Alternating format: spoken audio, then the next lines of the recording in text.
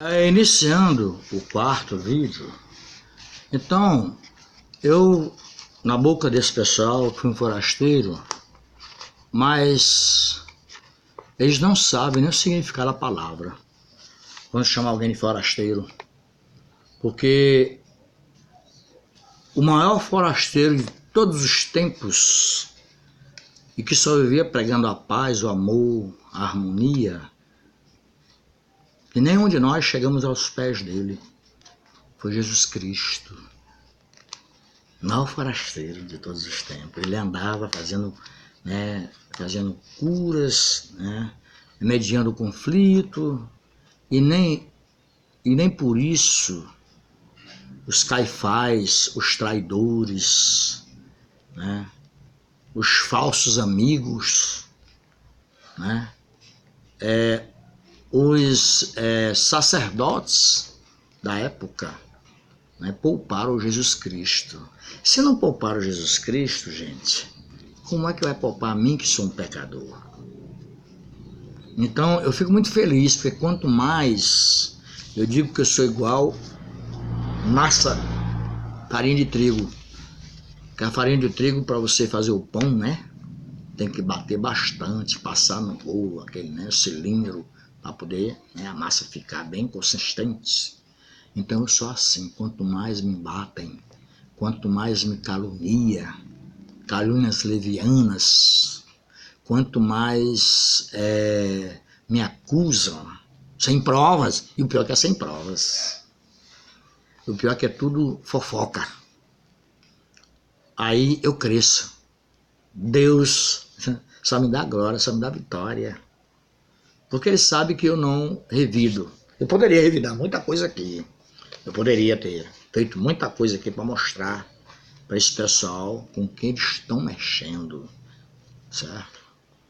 Porque a gente só dá respeito a quem merece. O meu direito começa onde termina o seu, certo? E aqui, em cima do Valmir, só cai sol e sereno. Porque eu não tenho medo, não. Eu não tenho medo de ameaça de nem autoridade, nem nada. Sabe por quê? Porque o homem que anda direito, ele não precisa de juiz, promotor, não. É só de Deus, porque Deus, ele faz por todos esse pessoal aqui. Ele resolve rapidinho uma questão, enquanto na lei dos homens demora muito. Às vezes na lei de Deus é mais rápido. A justiça de Deus. Porque Ele não dorme, não. Eu quero avisar para vocês que nada passa impune aos olhos de Deus.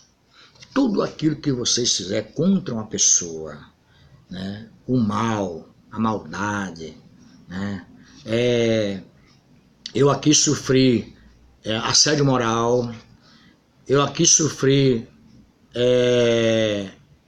como se diz, eu sofri humilhações, constrangimentos, eu aqui sofri também isolamento, viu?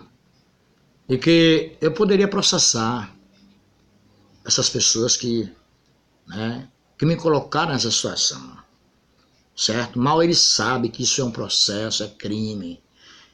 Aqui tem preconceito, tem racismo, tem discriminação. Agora, só que tudo é velado, tá entendendo? Eles não dizem para você diretamente que você é isso, aquilo outro, porque eles sabem que dá processo. Mas eles tentam ali atrapalhar a tua vida, lhe tira do setor que você estava trabalhando, desenvolvendo um trabalho, disfarçadamente, discretamente, sutilmente. Eu sofri ao longo dos meus 16 anos, 2 meses aqui no Cedro, mas eu estou de cabeça erguida, certo?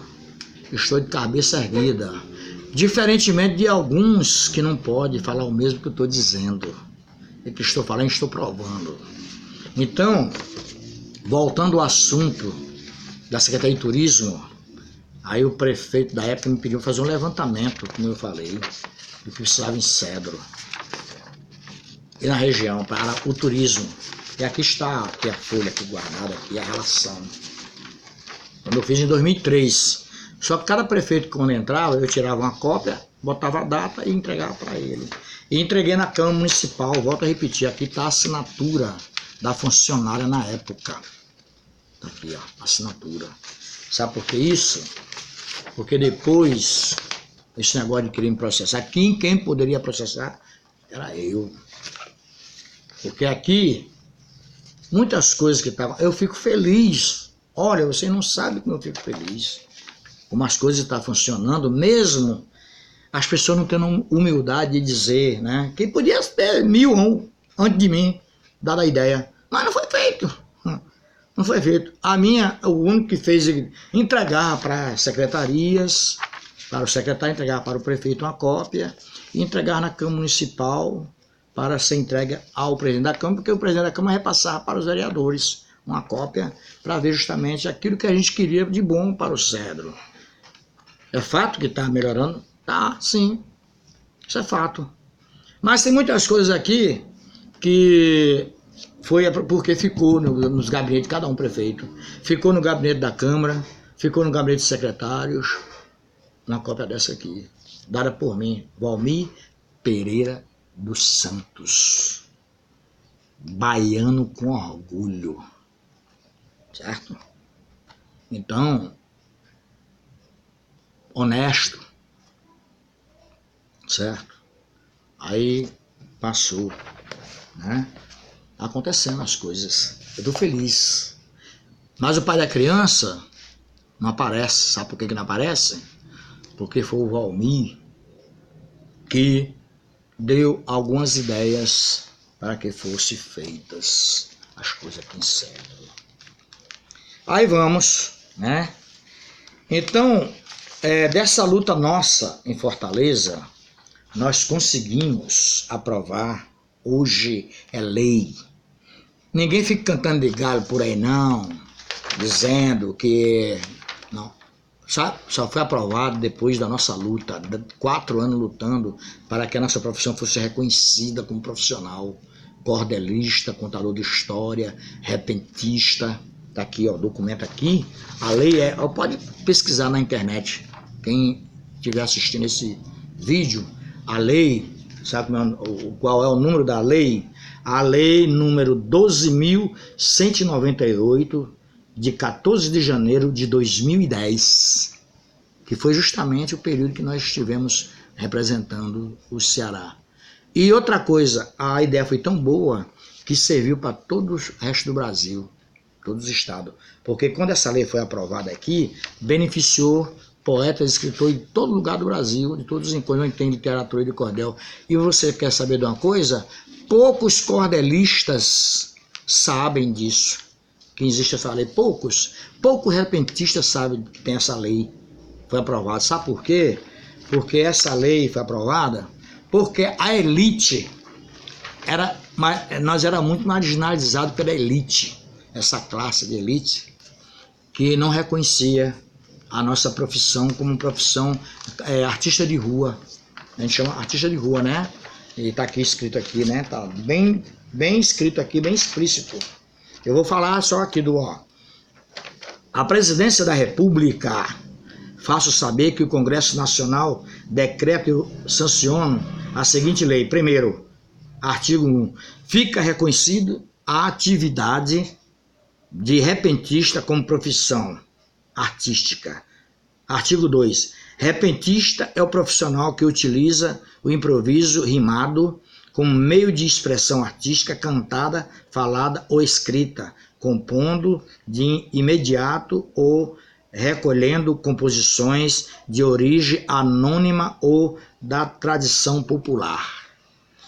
Artigo 3. Considera-se repentista, além de outros que as entidades de classe possam reconhecer, os seguintes profissionais. Aí vem: cantadores e violeiros improvisadores, né? Parágrafo, esse é o parágrafo 1. Parágrafo 1, cantadores e violeiros improvisadores. Parágrafo 2, os emboladores e cantadores de coco. Parágrafo 3. Poeta repentista e os contadores e declamadores de causos da cultura popular. Eu sou declamador. E escritor de literatura de cordel, né? Como é que se diz? Tem o parágrafo 4º. Escritor de literatura de cordel. Artigo 4. Aos repentistas são aplicadas, conforme as especificidades da atividade, as disposições previstas no artigo 41 a 48 da Lei nº 3.857, de 22 de dezembro de 1960. Olha só, que dispõe sobre a duração do trabalho dos músicos. Artigo 5º. A profissão de repentista passa a integrar o quadro de atividade a que se refere o artigo 577 da Consolidação das Leis do Trabalho, CLT, aprovada pelo Decreto-Lei nº 5.452, de 1º de maio de 1943. Artigo 6. Esta lei entra em vigor na data de sua publicação. Brasília, 14 de janeiro de 2010.